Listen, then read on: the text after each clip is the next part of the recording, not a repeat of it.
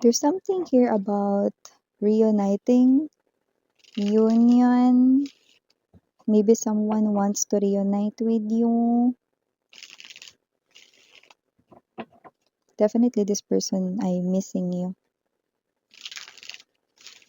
and could be dreaming about you endlessly. Oh, kanta ba yun, Miss yan? 'Cause I'm dreaming of you tonight till tomorrow. Taray. Tonight tas till tomorrow? Hindi ka kaya ma-late nun? So yeah, babes, no? May ganong energy na kumakapit rito sa energy ninyo. Let's go ahead and check this out.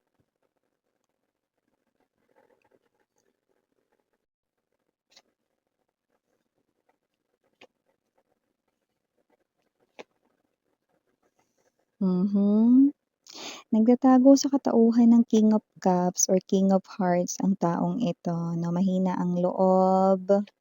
Siya yung klase ng energy, no? Na palalampasin na lang yung pagkakataon, iiyak na lang, no? Sasandal sa pader, magwo-walling, ayan, no?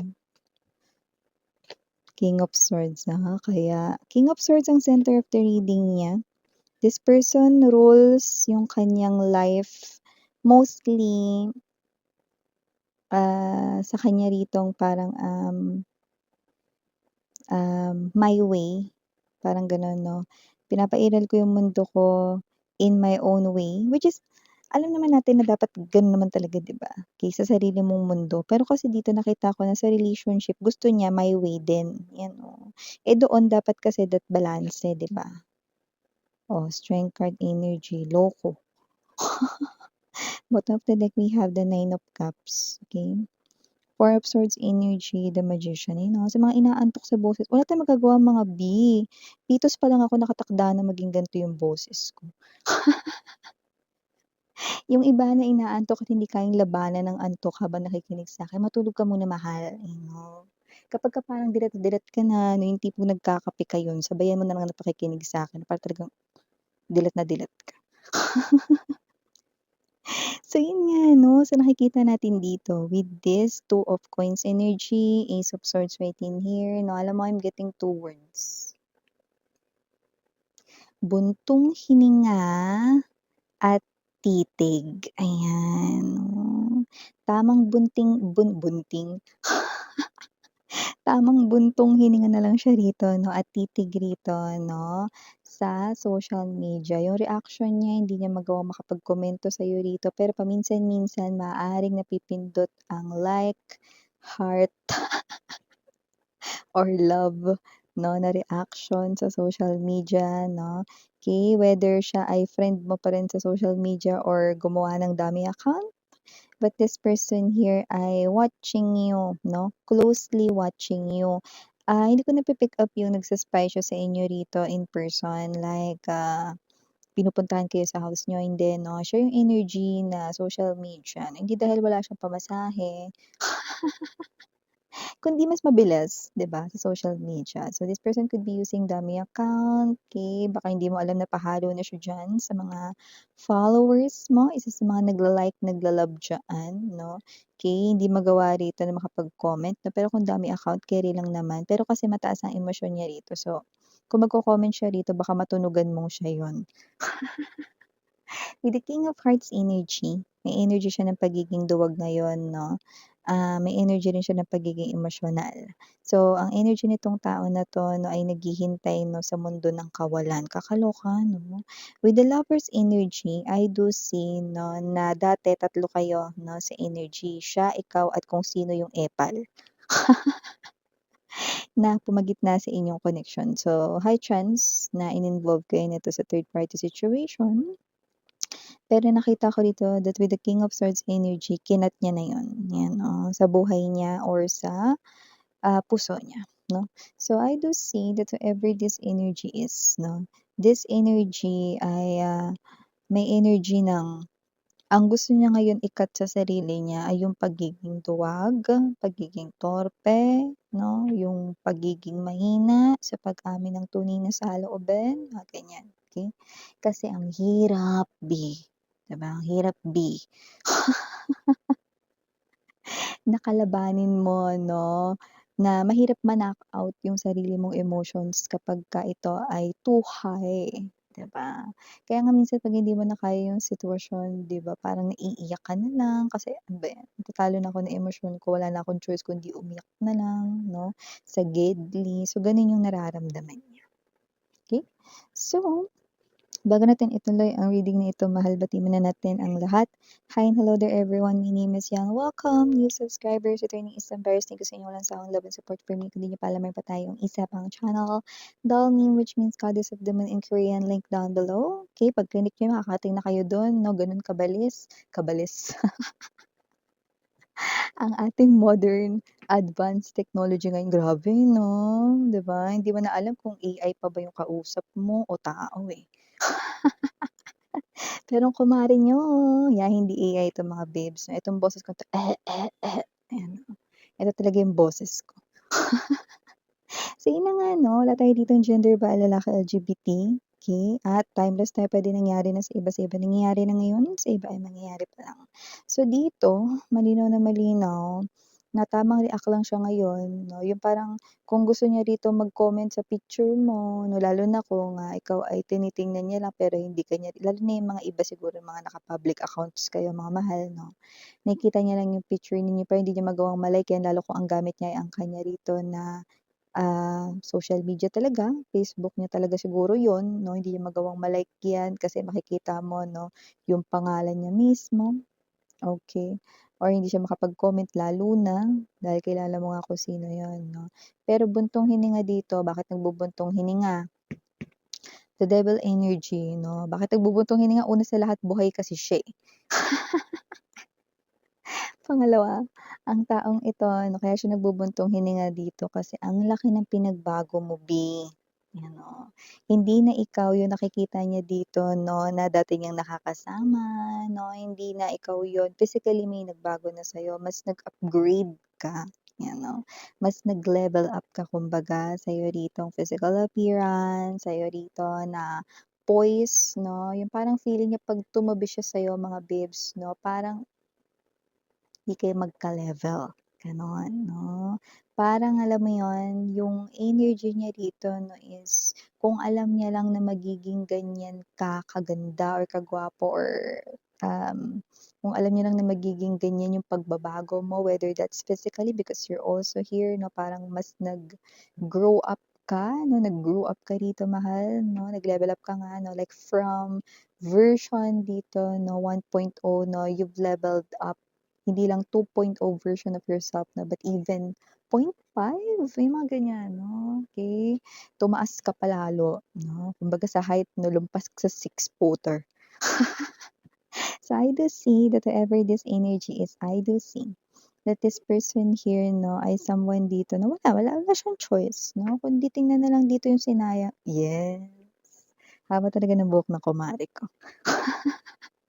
Or ng kumpare ko, ayun wala tayong gender dito, LGBTQ supporters welcome din kayo 'no. Wala rito 'no na nakikita ako na rason na ititigil niya ang kanya ritong pagbisita sa social media mo. Dahil ito na nga lang yung libangan niya B, tapos tatanggalin pa, baka bugbugin niya pa yung mag-uutos sa kanya nun.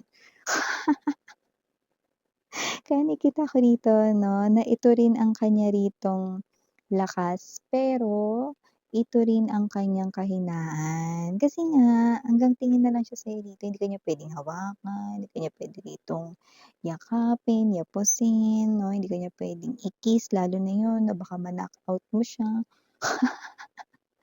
ma-uppercut mo gano'n, 'di ba? Kaya kasi naman 'tong energy na 'to wala na, 'no? Hanggang tingin na lang siya, naalala ko tuloy yung kanta na Magazine, 'yan 'no. Nakita kita sa isang magazine, dilawang yung buhok at ano yun, mali tuloy 'no, buhok mo'y green, yun pala yun. Ano yun, iba na ang iyong ngiti, 'yan. Iba na yung ngiti mo, iba na yung datingan mo 'no, killer smile ka lalo ngayon, 'di ba? Yung parang tingin niya sa'yo ngayon 'no, artistahin ang peg mo. Okay, very, this person here ay putting you very doon sa top na high pedestal, gano'n, okay. So, I do see that whoever this energy is 'no, okay, damage has been done, I've already lost the battle with this person, and I can't do something about this King of Swords energy. Okay. The Five of Swords here ay indication na though nare-realize niyo ito ngayon, sweethearts, no? May mga tao rito sa paligid niya na parang feeling niya once na gumawa siya ng movement, if ever, gumawa siya ng movement patungkol sa'yo, parang nagiging cautious siya with these people. Parang, puwedeng kailan na kasi nagsimula yung parang ganito niya na awakening moment, that's why ganito pa parang ka what's this, kahina 'no, yung power ng kanya rito na pagbabalik loob kasi naapektuhan pa siya ng mga sinasabi ng mga specific na tao sa paligid niya, ewan ko sino 'tong mga 'to. Ito yung mga sinasabi ditong influencers, eh. Hindi sa YouTube, kundi yung mga tao na may impluwensiya sa kanya 'pag nagsalita, okey, and lumalabas dito, you know kung sino yung mga yun. Like let's say example, puwedeng meron siyang friend na lahat ng sinasabi ng friend niya para sa kanya, okey yun, gagawin niya. Kahit na parang sounds like mali yun or what, okey? So may mga influencers sa paligid niya, okey? Pero 'wag kayong mag-alala kasi as we move dito 'no, sa mga coming months, unti-unting mababarag yun, okey? Kasi nandito siya sa awakening moment niya ngayon, eh. Actually 'no, makatutulong rito 'no, yung retrograde ng Saturn, kasi may ganyan tayo ngayon. So nakikita natin dito na etong person na 'to 'no, isa siya sa mga naapektuhan diyan, good thing. Kasi may maganda rin 'yan na hatid sa buhay niya rito, okey? Kailangan niya rin kasi 'yan, okey? So I do see that this person here 'no, wishes to, to redirect yung kanya ritong life 'no, ayaw niya. May mga ano, may mga okey naman na nangyayari sa buhay niya pero parang kulang to be, parang gano'n. Parang may kulang, ewan ko, parang gano'n. May kulang sa life ko, eh. And then this person here 'no, realizes it's you, okey? But how can I bring back collective in my life, 'di ba? Una sa lahat ngayon, naapektuhan pa siya ng mga tao sa paligid niya. Yan ang unang dapat ditong mabarag at malaglag. Kasi once na mabarag yan, wala na siya ritong ibang ipo-focus kundi yung sarili niyang happiness. Then if this person here ay seeing you as his or her happiness, which is yes, that's what I'm seeing right in here, then makakapag-focus na siya rito. Okay? Na wala na siyang magiging pakialam dito sa tao sa paligid niya rito, even though yun pa yung pinakamalapit na tao sa life niya. Right? So I do see that this person here needs, okay, na i-lower yung defenses niya sa'yo at itaas ang kanyang defenses sa mga tao sa paligid niya. Puwede rin kasing itong mga 'to yung mga epal na nakasira sa inyo dati. Ang dami kasing tsu-tsu dito sa paligid niya, nakikialam ng buhay ng may buhay, eh. Whatever the case may be, just take only what resonates. Nine of Cups para sa ating bottom of the deck, Four of Swords energy, Magician. May energy rito 'no, na itong tao na 'to 'no, ay gagawa talaga ng bold movement and actions rito sa inyo.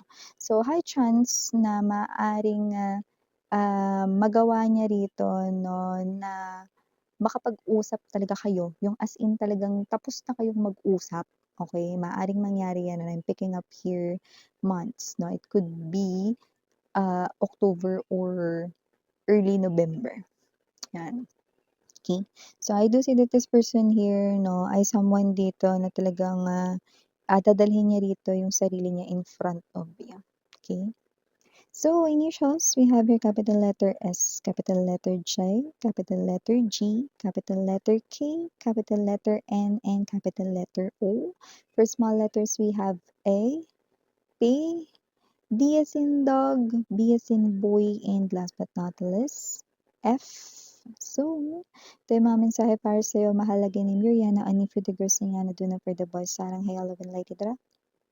Annyeong.